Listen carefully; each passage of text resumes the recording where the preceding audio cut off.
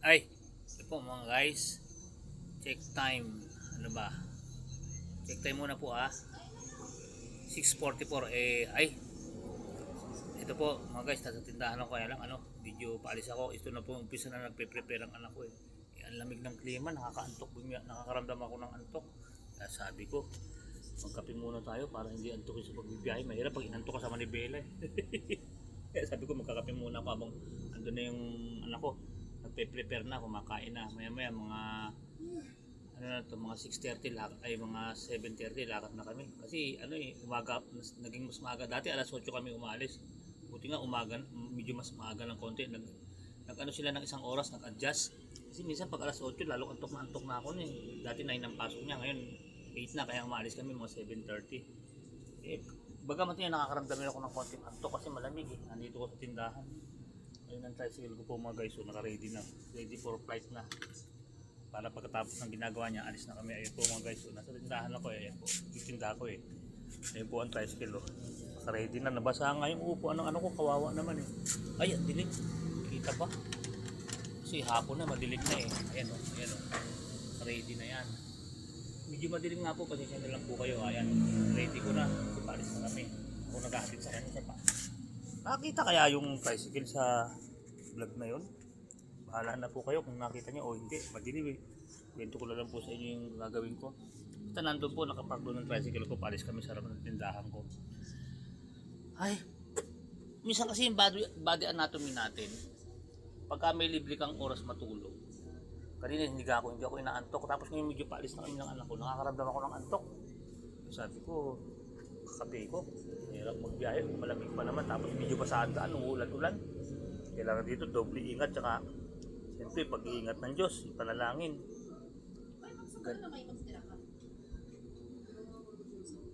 Ganun po ako pag umaalis eh. Talagang hindi ko po inaasa yung sa pagmamaneho yung galing ko o yung ano ko, talagang inaasa ko sa Diyos kahit anong galing mo o kahit anong ingat mo kung talagang minsan nga sobrang ingat mo, di ba? O kung hindi naman niloob ng Panginoon na ingatan ka niya o ingat ka ng ingat, hindi mo naman hawak kasi kahit anong ingat mo nakasalubong mo naman, walang ingat, lasing, binunggo ka o tapos ka, kung may panalangin ka sa Diyos, kahit lasing ang makasalubong mo, sa isang iglap nagliligtas ang Diyos sa isang kurap. Kaya kailangan talaga pinakamahalaga bago ka lalakad, mananalangin ka sa isang kurap, kaya kang iligtas ng Diyos sa isang segundo. Lagi ang panalangin ko sa Kanya. Kasi minsan ganun kahit anong ingat natin nakasalubong natin kamote driver na walang ingat tapos nakainom pa. Oh, tayo ka. Kaya hindi natin pwedeng iasa sa galing natin o ingat natin yung buhay natin sa pagmamaneho. Ang makakapagligtas sa atin at makakapag-ingat sa atin talaga Diyos lang. Hindi natin hawak ang buhay natin pag nagmamaneho tayo eh. Alam mo, galing na galing ka, hindi pa galingan yan. Diyos ang mag-iingat sa'yo kahit anong galing mo, kaya anong ingat mo. Pag niloob ng Diyos na hindi ka niya ingatan, wala kang magagawa. Ay! Ma! Pagsabihan mo si Bunso, nagkukwento ka mo ko, baka marinig dito. Kasi minsan nadudulas yun pagka yung naglalaro ba, medyo nakakapagsalita ba ng medyo harsh. Yun talaga kabataan eh. Nagkakape-kape muna po kasi nakakaramdam ako ng antok ko. Kasi bukod sa yan makulimlim na tapos medyo malamig pa klima. Yun, nakakaramdam. Kaya sabi ko sa anak ko, anak, bilisan mo na kumilos dyan bago ko antokin. Lumakad na tayo. Kaya yung lagi ko ganun nga. Yung tiwala talaga sa Panginoon na ingatan niya yung katawan mong pagod kung nagmamaneho ka.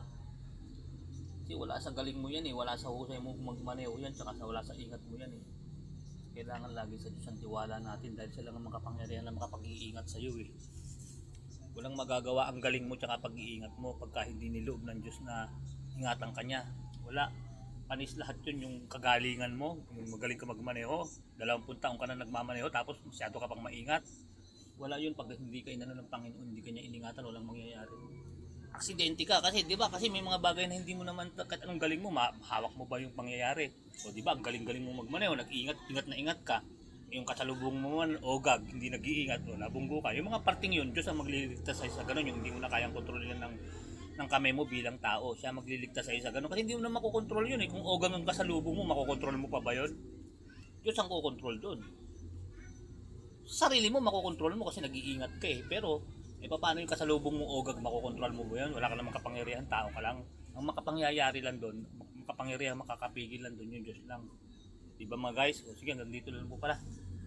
Tuloy ko na itong pagkakapi ko. Pahabol vlog lang ito ngayong hapon. Kasi ito lang ang bagong upload ko ngayon mula kanina umaga eh. Nagtitinda ako eh. Sige po mga guys, hanggang dito lang po. Kaya po na dati, keep safe, keep healthy, always trust God. Maraming salamat po sa Diyos. Bye bye po mga guys. Ay, inabuso ko, lumabas na. Ayos na. Tutok, kasi kumakain muna siya tapos maliligo. Pag kumakain na po siya, nilalabas ko na yung tricycle. Para waiting na lang ako sa kanya rito sa harap ng tindahan ko. Okay mga guys, hanggang dito lang po ah. Bye bye po. Milyong salamat sa Diyos.